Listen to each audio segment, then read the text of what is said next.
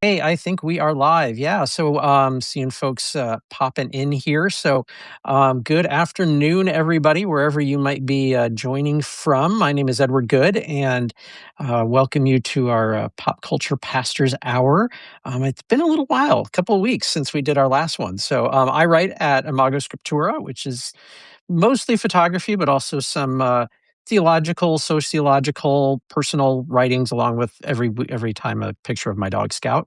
So my regular compatriot, I will hand Yes. off to. Thank you. And I'm Marianne McKibben Dana. I write at the Blue Room on Substack, write about spirituality, theology, culture, uh, activism, all kinds of things. And we have been doing pop culture analysis and discussion for a while here. And we are really, really thrilled to have Marlon Weems with us. You are one of the reasons that I actually came to the movie Sinners. That's what we're going to be talking about today because I saw you post about it. And so would love for you just to share a little with our audience who you are, what you write about, and about the Journeyman, which is your Substack. So share anything you'd like with our folks. We're so glad to have you with us. Sure, I am so excited about this. This is right up my alley. So, I'm Marlon Weems, and I started the Journeyman newsletter. Actually, I think it's maybe last month, might have been 6 years ago or 5 years ago. I forget what, but during COVID, and it is my attempt to examine the intersection between American culture and politics and the economy and all the things. So that's a maybe a highbrow way of saying I just write stuff.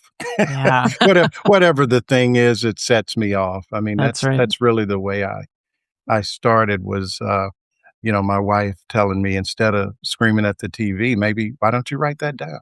So, Yeah. so And and you people know, have absolutely responded. You've got a wonderful following and just always are. I really do have just a community that Mhm, is mhm. I'm really fortunate that it's grown and grown and grown, and Yeah. especially since this part of Substack where it's not limited to just the people whose emails that you happen to know. Right. So, Mhm. whether they Yes. like you or not, and you find out pretty quick, I learned, That's so. true. Yes, yes. You do develop a kind of a "Why rhino are hide. why are you sending me this?" Right. Exactly, So, yeah. exactly. Well, we're glad to have you along for the ride, and, what we usually do with these kinds of conversations, unless we have some kind of specific format, is, we talk about, kind of round robin style, just different themes, or I would call them nuggets, like just little Mhm. pieces of a piece of culture or a piece of art that we wanna, unpack together. Ed and I both come from a kind of theological perspective, but that does not limit us, but just gives us a kind of a specific lens that we use, but also can hopefully move beyond when it is warranted. And there's so much just um, so much to dig into with the movie So Sinners. before we Yeah, get going, I've got a question. yeah, go for it. Um, does this count as church? I haven't Yes. been in a while, so Yeah, yeah, yeah. All good, all good. okay, Yes. Well, okay. that's a So good I can say, question. yeah, I was at church just the other day Absolutely. in Hanging early out with 2 service. pastors, yeah, Yeah, yeah. Yeah. definitely. Yeah. I should get double credit for that. You That's right. should, that's That's right. right. Yeah. And I think probably I mean, I think I speak for Ed in this in saying that we really approach the world in such a way that there is not a kind of separation between secular and sacred. Like that Mm, the divine, however we understand that, even if it's just the divine within us, speaks to us in all kinds of different ways. And this movie is an amazing example of that. I mean, there is so much to be said, and so we should tell folks who are tuning in that we are going to spoil the movie Sinners, the Ryan Coogler masterpiece. mhm. And if you have not seen it, recommend that you do. I know some people who are really into Pop Culture Pastors Hour listen even if they haven't seen it, which is always just kind of a trip to think about, folks, tuning in who don't quite know what we're talking about. But as we go into the film, we just want to give us each a chance to say, basic stuff like when did you see it? How did it come to you? And just initial impressions of the film itself. And I'll kick it over to Ed first. Just Sure. tell us your experience with this movie, and then we'll get into some deeper themes. Right. Yeah. So, by the way, Scout is now barking in the background. If you're hearing her, Can't hopefully hear not. it. Yep. So yes, defending us against the high school students walking through the parking lot. Um, so the one thing I would say, Marlon, your question about is this church. The other thing for me is that I think it's important, and it's one of the things I love about the stuff that Marianne and I have been talking about, is I think it's important that we're not only looking at things that are in some ways affirming our theological views or affirming the Christian world that Marianne I both swim within, but also ones that are critiquing it and challenging uh, it. And I think Sinners does some of that. I mean, that's not exclusively what it does, but it does do some things in terms of challenging the narratives that either are current day or historical or both. Yep. And Sinners definitely does that. And I think that's an important place for people of a theological and faith bent to also be listening to. Yep. It's very easy for us to kind of do okay, we're going to talk at the culture, but I think it's important that we are also hearing what is the Hmm. culture experiencing of the church, Great. and what Great. has the church done. So, Yep. so anyway, I just throw that piece in. So my experience with the film was I heard about a kind of word of mouth when it came out originally, and that it was this just revelatory type of film, and but it wasn't one that we went to in the theater. Um, but I wish we had in retrospect. Partly because I know that, even in streaming, the directors and everybody, they get, kind of a cut of it. But there's something different in terms of when you actually go to see it in the theater in terms of what that's saying of your support, of wanting to do that. And so in retrospect, I really wish we had seen it in the theater, for that. But we watched it as a family, of wanting to do that. And so in retrospect, Oop. I'm getting an We've echo here. Yep. I I think got that's Okay. my fault. I'm Okay, sorry. got it. No worries, Oh, no good. worries. Okay. Yeah. So yeah, we watched it at home. My wife and myself and our three college age kids, all of us together, over winter break, I think it was. Mm. And just all of us in various ways were just like, Mhm. of not just thematically, but even just what an incredibly beautifully and powerfully made film it was. Mhm. And Yeah. is. So, Well said. so that was our experience, and then I rewatched it again, kinda leading into this. So, I've only seen it twice, but Mm. that's where I'm at. It's great. How about you, Yeah. Marlon? He kind of stole my story because that's Oh, no. exactly that's exactly what happened. I mean, my wife and I watched it, and um, I've seen it twice also, and the last time was with we've got a daughter that just finished college and a son that's in still, he's going almost a junior. Um, and I guess it was over Christmas. We watched it again, just and it's one of those films that every time you watch it, you get a different little, nugget of something that pops out. And I think the most interesting thing for us was just watching the reaction of our kids because they're, early 20s. So a lot of the historical references, to just the history of the blues in the South, that kind of thing. It was kind of new to them. And so that was pretty interesting. And I will I said the other day that there are, I'm sort of a sundial. So, this your show is going to be on rotation for me now, but um it's one of those films that there are not a lot of films that I will watch 2 or 3 times, you know? Mhm. The Godfather, I like gangster movies and, that sort of thing. Probably not appropriate for this family show, but That's fine, that's but fine. but, it's just it really stuck with me, and, you get up the next morning and, I've worn everybody out, like, "What about that one scene that X, Y," whatever it is, Mhm. and it just Yeah. really, really hits you like that. Mhm. Mhm, Mhm. That's great. mhm, Yeah. Yeah, I saw it for the first time a week ago. I mean, I think I invited you, Marlon, to join us before I watched the movie. I knew I would want Mhm, to. I love Ryan Coogler's work, and so it was not a hard sell. The only thing that gave me a little bit of pause is that, uh, horror is not my go-to genre, I will mhm, say, but when there is, social commentary and deep themes that you can kind of encounter on multiple levels, I mhm. definitely will do it, and felt the same way about Get Out when it came out. I, it's I gotta brace my nervous system for it. But it's worth Yeah, the effort to do that, and so really appreciated it. I try in these gatherings to see something twice. This time I've only been able to see it once. So you all will, if I say something, you're like, no, you're remembering that wrong. Please feel free to correct me in terms of how I'm remembering something as we go mhm. along. But Yeah. but I agree with what both of you said. Just the lush kind of exactly. the cinematography, all of those things. It just really um, it's a feast, I think, Mhm. is what I That's would say. that's the thing. You go back and see it the second time and you can focus on a totally different aspect of it. The first time, I think it's probably the music, you know, Mhm. Yeah. and, that one scene just That scene.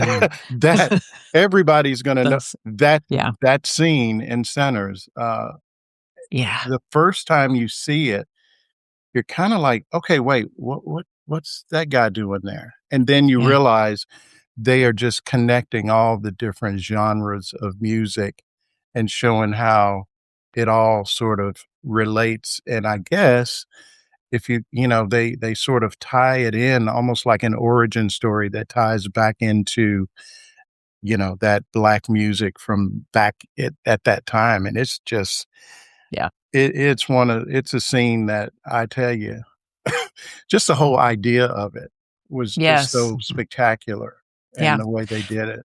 That's right.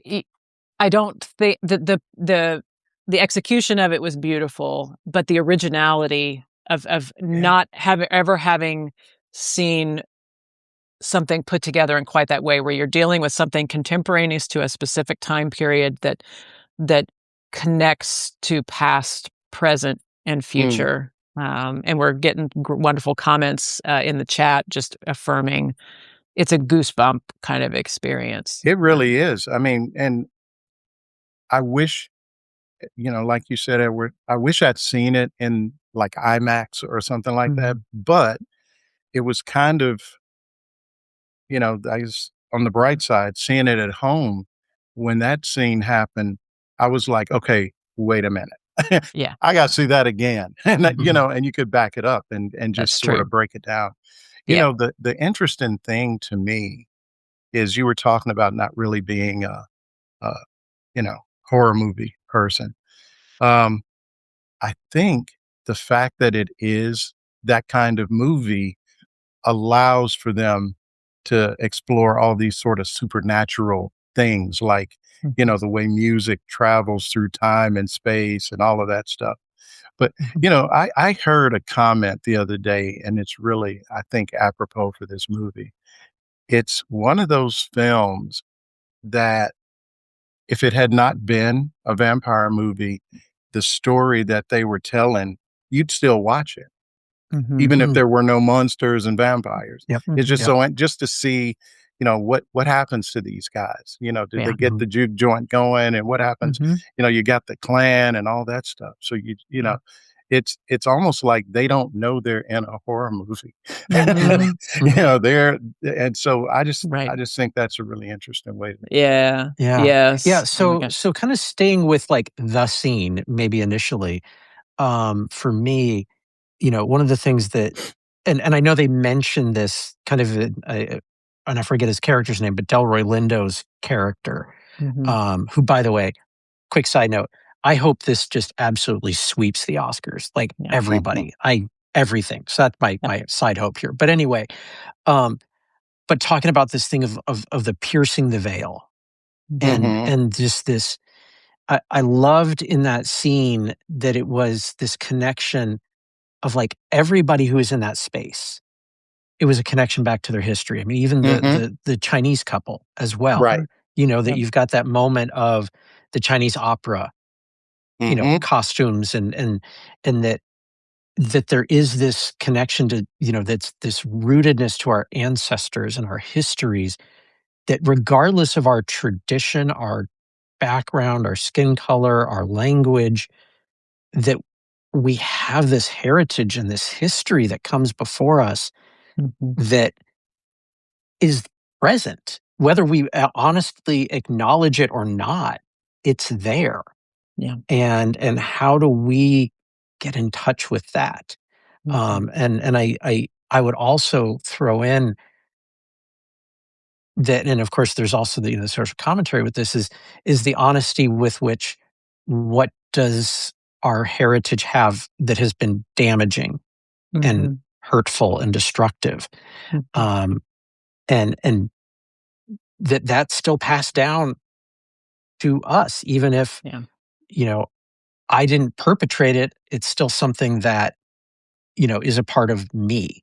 Mhm. Um, Mhm. and so, yeah, with that scene of just the thing of piercing the veil, and then as it ends with the roof kind of Right. burning up and then into the stars, that it's like this we're connected to something so much bigger, and it's not necessarily like a you know God per se, but just like our all of The us. So universe, the Yes. universe, Yeah. yeah, yeah. Yeah. Absolutely. Yeah. Yeah. Just with that with I'm sorry, you go ahead. No, go ahead, Marlon. Well, that scene or that you mentioned the Chinese couple, that not everybody would catch that the significance of that, of them being in, and if you go back to the sort of the beginning, before all hell breaks loose, Mhm, you have the Chinese businesses in Black communities is thing, and it's, I don't know the entire history, but I can tell you, in Pine Bluff, Arkansas, where I lived when I was in junior high and, high school, there was a Chinese grocery right in the middle of the hood, Wow. Wong's Grocery. And I think part of it is that Asians were kind of a bridge between the Black community and the white community. Mm. They could kind of go back and forth. And um, Black folks really couldn't buy or own land or businesses like on that in that way. And it's just something that I hadn't seen really portrayed in a film. Well, I take that back. I think if you've ever seen Boys in the Hood, I think there's a scene where there's like a Vietnamese store. I Mhm. think that's the right movie. But yeah, Mhm. it's not very often that you see that Mhm. particular dynamic of, you know, white supremacy, Mhm. whatever you want, however you wanna look at it, but Yep. I thought it Yep. was really interesting when I saw that, I was like, "Oh, he went there." Mhm. yeah. It's just not really something you see a lot of. Yeah. Mhm, Yeah. mhm, Yeah, that was really revelatory. Um, and I'm thinking about what you all were saying about the kind of piercing the veil or the kind of, uh, what gets evoked or set loose by this incredible expression of music in that scene we've been talking about. Um, and I don't have I'm thinking this out loud, but there's something about that kind of authenticity and honesty of music that, I mean, that the devil, the kind of, or the sort of sinister forces that are at work that get invoked or get activated by this music. I've just been thinking about that, and um, thinking about the idea that evil or that adversaries cannot handle something that is so honest and true. Like that's the true weapon that we have against uh, when we need to fight the forces of evil or whatever we want to call that. You don't need to use theological language. And Robert or Ed and I are in a tradition that doesn't really talk about the devil all that much. But um, yeah, so help me out here, because I think that what I'm getting at is this idea of and maybe this connects to like people who don't want to acknowledge the history and Mm. the reality of our history, and they think that that somehow protects us.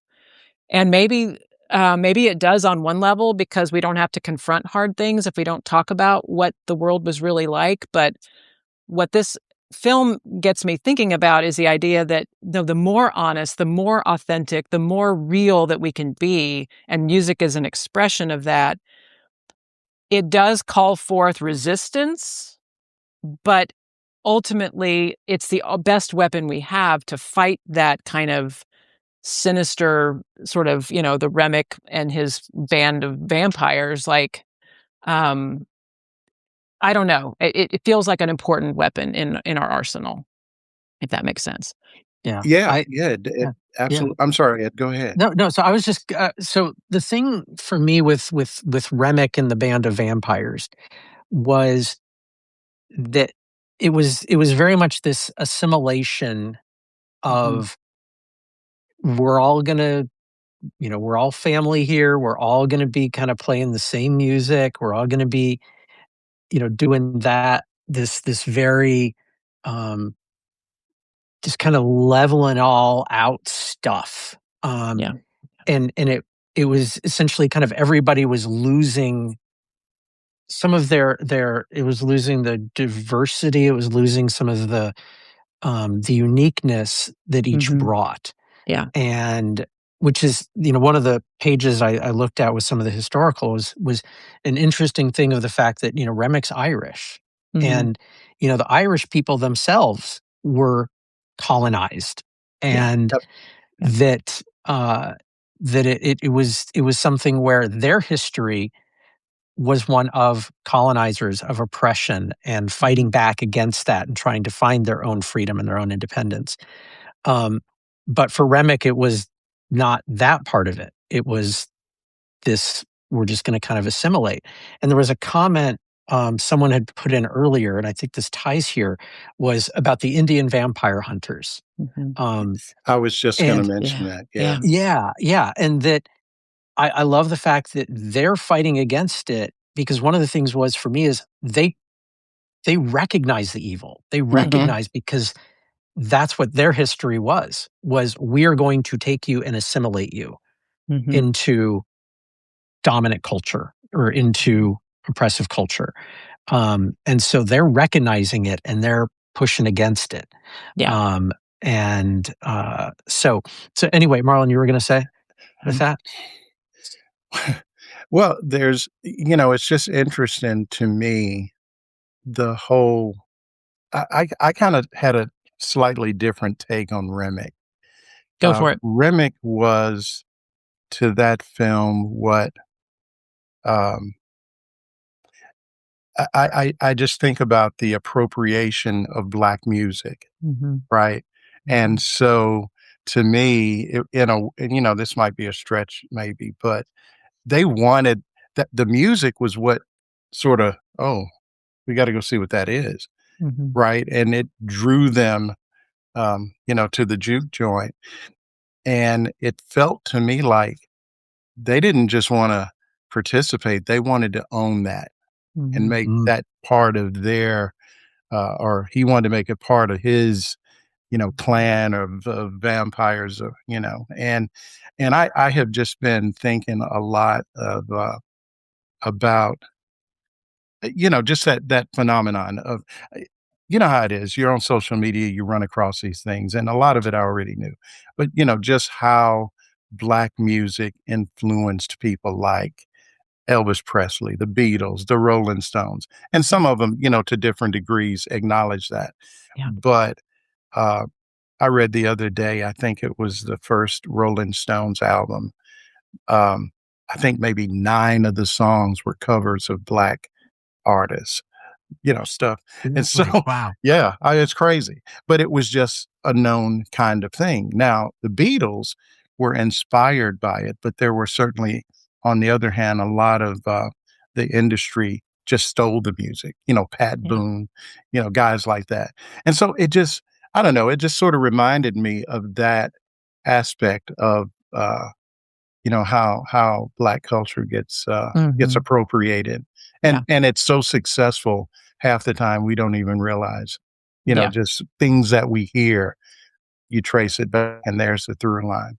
Right. Mm, mm, Yeah, I think about the idea of the melting pot, Mm, which has come under very justified critique, because what happens is you sort of lose the distinctiveness, and a dominant culture in numbers will just simply, like an amoeba, sort mm, of absorb, and then the and then claim. specificity and claim it, right? Yeah, Yeah, look what a great nation we are. We have this big melting pot where everything just kind of is yeah, it just sorta literally happened. melted, right? And I was just looking up the president of Austin Seminary, which is one of the Presbyterian seminaries that Ed and I are, that's our tradition. Jose Irizarry, I read an article where he talked about, he's like, no, we're not doing the melting pot because that does violence to the particular cultures that make up this nation. And his metaphor is a kaleidoscope instead, because there are all these different pieces that stay distinct, that Mhm, stay unique and particular, but you can look through and you see how they all interact with each other. One doesn't subsume the other, but they all kind of form a picture together, which I think is an interesting way to think about. Yeah, Remick is wanting a kind of, there's some co-opting he wants to do, but there's also like melt into me, like kind of I'm the melting pot, or the vampire community is the big melting pot, right? And that again will lose. It just kind of becomes a melted together mush, and that's not. I just Yeah, thought of, that first scene where Remick and, his 2, um, uh other the 2, well, it was a couple that the Indians tried to warn, right. right? And then, nope, next time you see them, 'em, they're with Remick, but, Yep. I thought it was interesting that, little scene where they played their music, and it was really it just wasn't really, something you dance to. No, it What was it? wasn't. "Pick the Robin Clean," or, something Yeah, like yeah, yeah, that, yeah. yeah. and it was it was almost making the point to me, and I really kinda go, you know, off on this stuff, but that they wanted music like these guys had, Yes, right. because Yeah. they had this song that, it didn't really have much going Mhm. on, and Yeah, they heard what was coming out of the juke joint, and it was almost like I said, like he wanted to possess that yeah. and make it Mhm. part of his.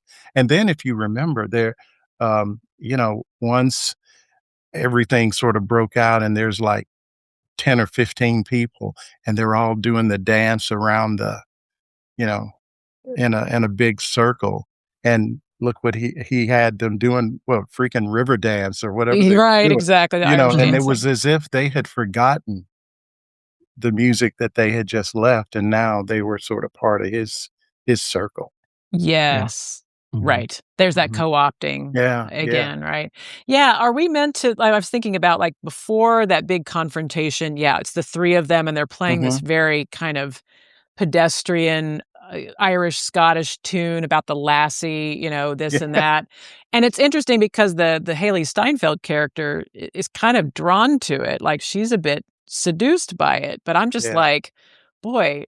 go back inside because this is not good. Yeah, yeah, yeah, Like I said earlier, they didn't know they were in a vampire movie. Yeah, yeah. right. That's a And great point, yeah. but then you have this very spirited, yeah, river dance, kinda Irish dancing thing, and are we meant to kind of see a contrast between this very kind of almost dippy sort of song on the little stringed I don't instruments, and know. then it's a little more spirited, right? So I Yeah, don't know.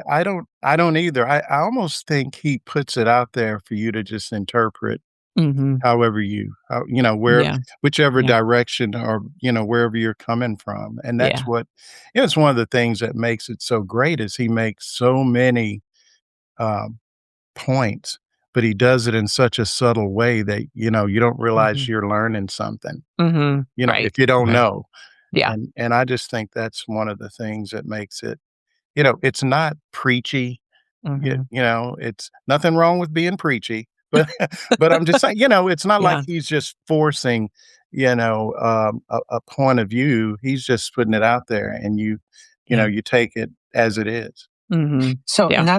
and that's a really it's a really great way and this to and we mentioned this about the seeing it once versus seeing it twice or 3, 4, 5 Mhm, times, that this is a movie that on one level can somebody people can just look at it of like it's like a vampire horror music movie.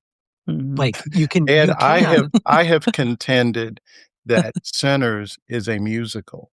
yeah, it If Yeah. you think of absolutely is. I mean, Yeah. I saw, um, I've seen some of the, uh, just other stuff that's out there, Disney, stuff, and Mhm. I mean, if the scene doesn't qualify Yeah. but there's music all the way from the beginning, it starts off, Yeah. I think maybe the first scene is in a church, and Yep. In the church. they're Yeah. having choir practice, Yep. Mhm. This so, little I mean, light of there's mine. just yeah, there's music all through it, and it Yeah. could easily have been, another nomination.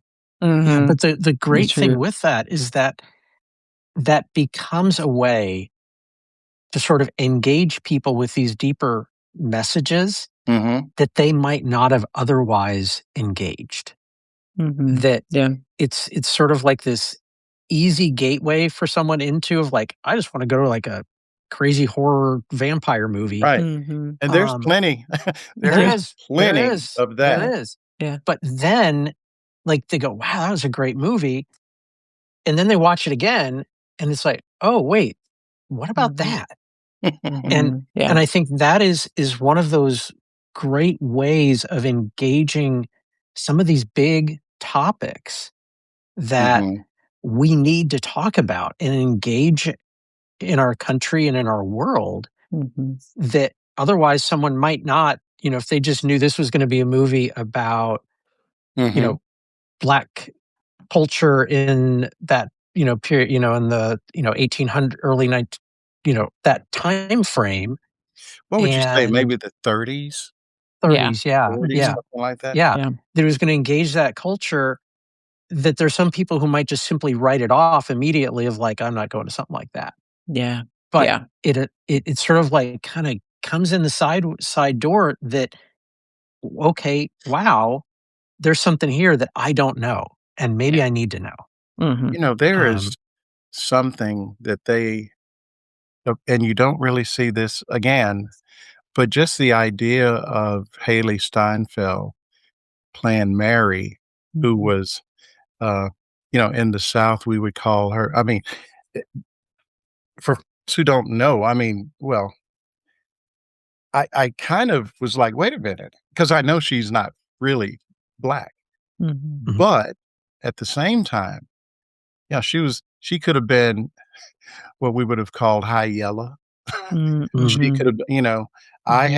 I have and again, it was making the point of the complicated history that Black folks have in the United States, Mhm. yeah, and it's that whole, one drop rule, Right. and, I mean, I have cousins, and I would imagine just about any, Black person in America that, is African American as opposed to maybe being from Jamaica, Haiti, or whatever.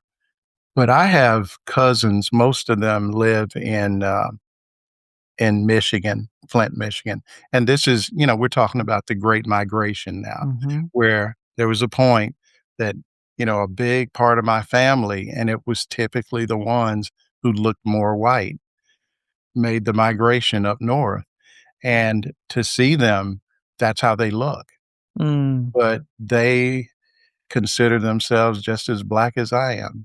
Mhm. But my grandmother, um, was not as dark-skinned as me, but she had 2 sisters and a brother, and the 2 sisters, you simply would if you just saw them walking down the street, you wouldn't think that they were black people. Mm. And it's just that genetic thing, Mhm. where Mhm. my grandmother looked more, I guess, Native American, maybe. Mm. Mhm. Um, and so, yeah, I just thought it was really interesting that he put so many things in there for you to chew on, Yeah. that every time you go back and watch it, you can just kinda have that conversation, or Right. maybe any one of the things that we're talking about. Mhm.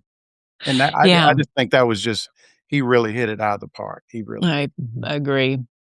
Yeah, we've had someone commented about the Haley Steinfeld character and said that she was drawn to the need for belonging Mm, in listening to that music, and that seeped through the music, but it wasn't the music itself. And mm, it got me thinking about Remick, um, and in my own kind of education around race, and you all tell me if you learned this the same way.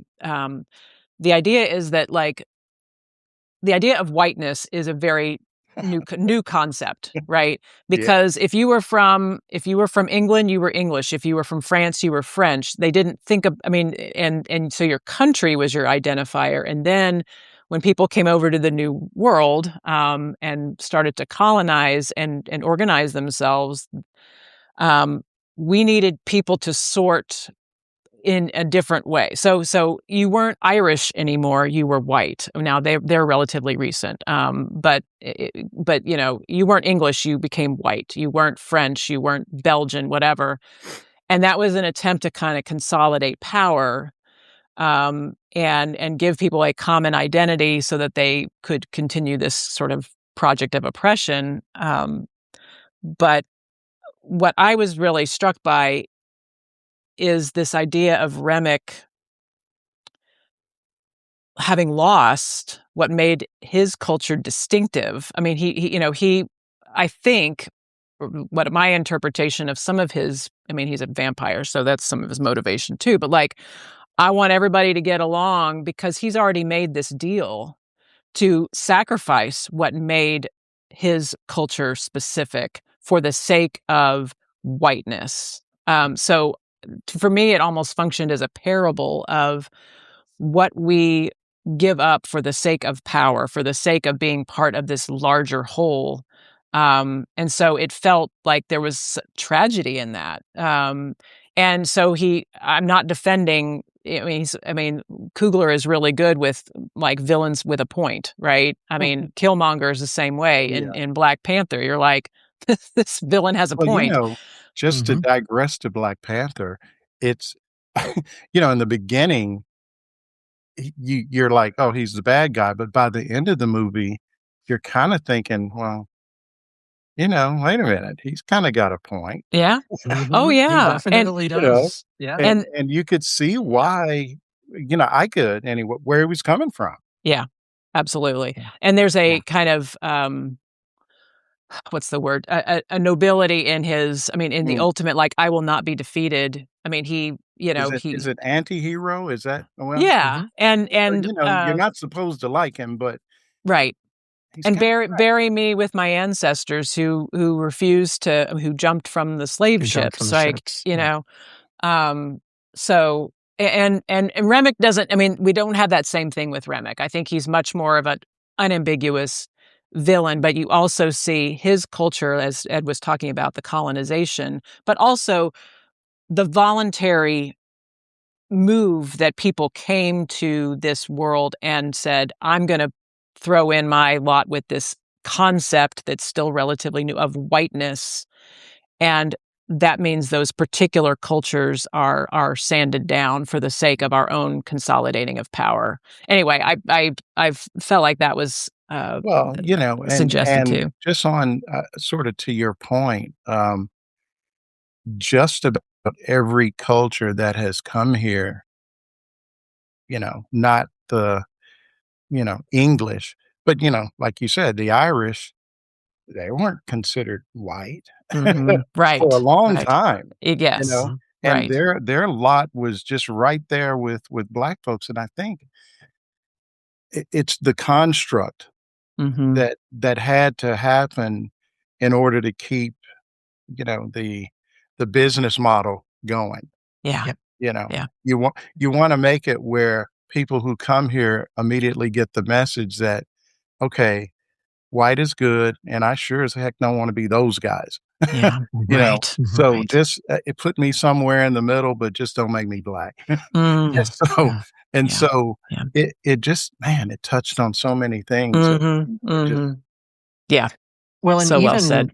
even, Smoke and Stack, mm, you know, they're not portrayed as,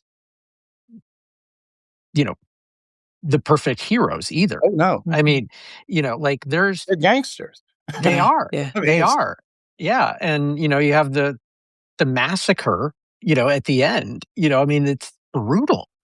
Um, yeah, Yeah. and that's when you y know it's really it's a yeah, vampire movie. yeah, Mhm, exactly. mhm. Yeah, but, so and that's again one of the things that I appreciate about what Coogler has done in his films. Black Panther did the same thing that, like we talked about with Killmonger, even um, with T'Challa, was Mhm, Mhm, and his ancestors, like they weren't perfect. None of them mhm, were. mhm, And they had nobility and but they also were not, their motives weren't always pure. mm, mhm. And so I love the fact that what Kugler does here is he doesn't give us the easy answers. He Yeah. doesn't leave us with something that's like, here is the moral, here is the point. It's like it feels like he just gives us a whole bunch of like, think about this. Mhm. Here's a mhm. Yeah. question. Mhm. Well, you look at and I forget which brother it was. He's got Annie that Mhm. he's had a kid with that did that died, Smoke. Yeah. and that's sort of the first place he goes, Mhm. but he also you got Mary over here, Mhm. Mhm. Yeah. and Yeah. it just so he's not that great of a guy in the scheme of things, but, Mhm. I guess Kugler is really life is complicated, Yeah. Yeah.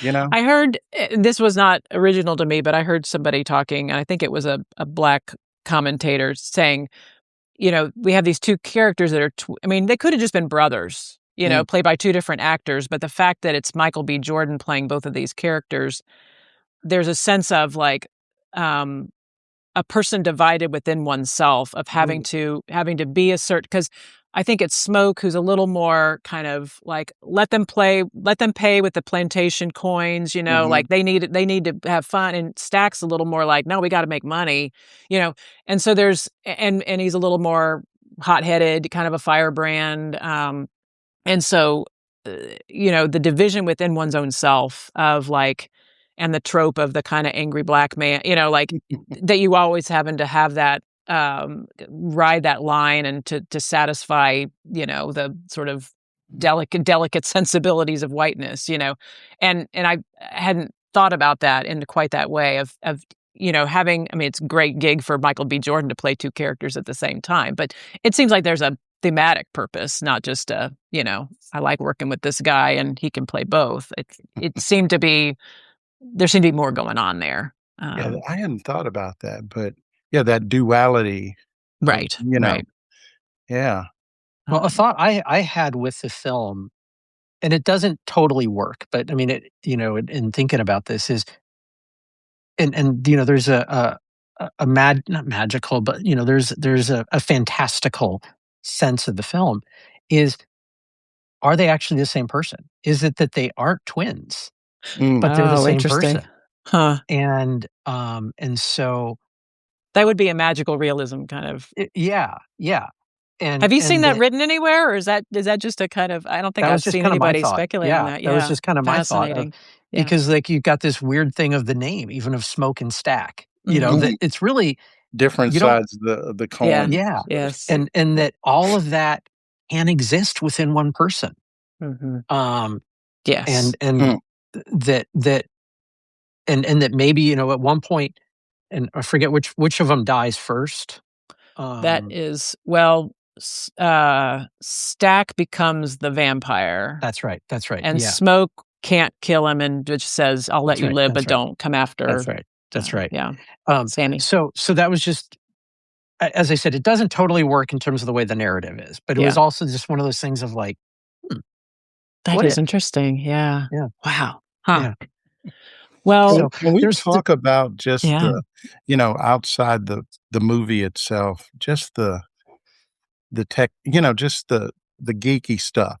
I yeah. mean, just to create that, one guy playing 2 parts, and what is it Freaky Friday, right? Right. You know what I That's Yes. right. mean? I mean, that's Yes. kind of when I think of people doing that, and it's sorta Yeah. like, yeah, you can really tell kinda, but Uh-huh. I've read that a lot of people thought Lindsay Lohan was a twin, just because Right. of those Yes. movies, but the precision that he uses to Incredible. make, I mean, you after a minute, you just forget that this is the same guy, Yeah. and I've read about just the level of detail they went through to actually, Ryan Coogler says there's this one scene, and it's early, where they're sorta leaning on a car, and they pass a cigarette to each other, Yeah. I, one I to the thought other, about that when I first and saw that. like I said, I'm sort of a geeky movie person, and I kept backing it up. I'm like, 'cause, there's somewhere that I was looking for that little break where you can tell, "Okay, that's CG," or what. Yes. No, that's not. So what I read was he said that was the hardest scene in the whole film because what there's some contraption that they used, and it literally syncs up everything down Uh, to the length of the ash on the cigarette. And wow. so, I mean, what I am hoping, I'm writing something, and I think if I can finish it today, but, it just talks about what I call it I've sort of stolen a phrase, the color purple effect. And it really means something else more cultural, but, in my view, I hope that this film does not experience the color purple effect because The Color Purple was nominated for 11 Oscars, and it did not win any. And I think it's got the record for the most nominations out of Best Director nominations, Oh, or Mm, wow. nomination rather. Yeah. And mm. so I'm just hoping that I'm not Mhm. right. But Yeah. because outside of just the movie and we enjoy it, Coogler has, to me, open the door for a different sort of dynamic that breaks away from traditionally how movies get made and awarded and all that stuff. He went sort of direct to consumer, you Mhm. know, and not really through all the traditional loopholes. So anyway, not to Yes. digress. Maybe that's another No, show. No, yeah. but what that did though, that cigarette scene is putting that early in there makes you more unconsciously Yeah, accept the rest. yeah. Yeah. You Yeah. Like you they you go, didn't these yeah, are 2 guys, just, yeah, Mhm. and you yeah. start looking at them as 2 different guys. Yeah. Mhm. Yeah. Mhm. So Yeah.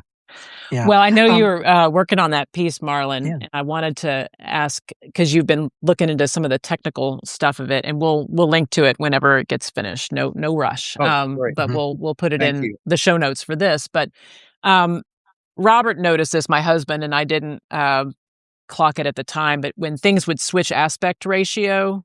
So you've done some Oh, looking yeah. into that. What have you discovered about So, how that works? I think the purpose was so you could experience different scenes differently. So, I think maybe the first time it happens is when Remick is running up to that house, and suddenly you get the big, you see where this house is out in the middle of nowhere, right? Ah, yeah. So, what as I understand it, he filmed, uh, in, I think, Panavision and IMAX, and IMAX is really noisy, so Mm, you can't just do it, the whole the cameras are, I guess, big and clunky and noisy, so but there were certain scenes that he wanted to make that point, and so that's, what they're doing, and got I it. I actually found a pretty good clip that really gets down into the nuts and bolts of what they were doing, but, Cool. apparently, it's the first movie that's been filmed that way. So Hmm. there's just so many things about it that he's really doing this groundbreaking stuff Mm, and making a heck of a movie. yeah, Yeah. love Yeah. it. Mm. Yeah. Any, as we come to the top of the hour, any final, Yeah. like, what's one more nugget briefly that we haven't touched on? Anything that So comes to mind for y'all? yeah, yeah, I wanna go with this quote I found from Ryan Coogler about the film because it's also one of those we can talk about all the depth, we can talk about the meanings, but this is a quote from Ryan Coogler where he said, "When people think about 1930s Mississippi, the first thing that comes to mind is segregation and hard times. You Mhm. don't think about people dealing with all that actually having a good time, like having a party so good you wish you could go to it." And I was like, "Oh, yeah, we might have a movie here, and not just a movie, but a movie for our time now." Yeah. And I loved that part because it's also just this reality of in the midst of segregation, oppression, brutality, ugliness, awfulness that is there in our world, has always been there, is how do people still find those moments where, you know what, they're just gonna have a big old dance party, Mhm. and that in the midst of all of that, how can joy be an act of resistance Yeah. to oppression, Yep. um, and how important that is. And so, yeah, I loved seeing that from Kugler also that Mhm. yeah, there's all the depth, there's all that underlying stuff, but there's also a part of it of you know what they also were people who People did living their survive. lives. Yeah. Yeah. Yeah, yeah. Yep. So yeah, I'm old enough that and being from Arkansas, I experienced the last gasps of segregation. mm, So, I was in, well, I guess what you'd call middle school, where I live now, but, junior high school before I went to school with any white kids. And I I guess sort of written about it a little bit, but I didn't know. It's sort of like, like I said, these people didn't realize they were in a monster movie or a vampire movie. I didn't realize I was in Jim Crow because that was just what it was, right? mm, So we still had birthday parties. We still, got out and mhm, played every day like regular kids. It was just uh, part of society that we were victims of, but we didn't know it. And Yeah. so mm, when I started, you know, when my parents said, "Okay, your next year you're going to be going to this school," and they sort of break it down. It, it was something we'd never even really thought about why we didn't go to school with white people Mhm. Yeah. because we're just kids running around playing Mhm. Mhm. yeah, playing hide and seek and doing all the stuff. And so it's almost it kind of ties in with what you were saying. Sometimes we don't think about how were how did people live mhm, under all of the stuff, the Jim mhm, Crow Mhm. and discrimination and so forth. But yeah, like you say, the movie points out that folks are still trying to have a good mhm, time Yeah. and just trying to make it.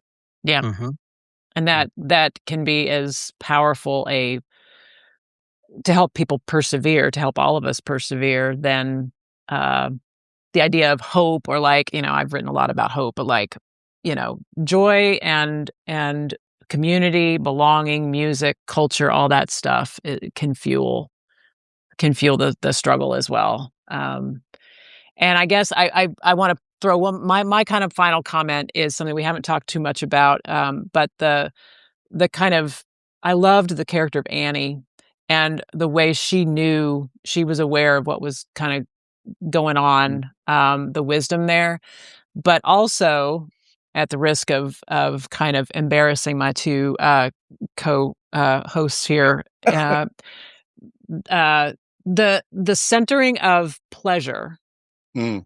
not just dancing, but sex. The centering of female pleasure was really like revelatory for me, especially coming from a male director. Um, it was really, and I think that just bolsters what both of you are saying, that these things, caring about how we feel, caring about the world of community and couples and love and the physical act of love, right? All of that is what makes life worth living and what makes the struggle worth continuing to Mhm. fight for. Mhm. So I just had to speak up for good old Annie because she was Yeah, an Yeah, amazing character. really. Um, absolutely. Yeah.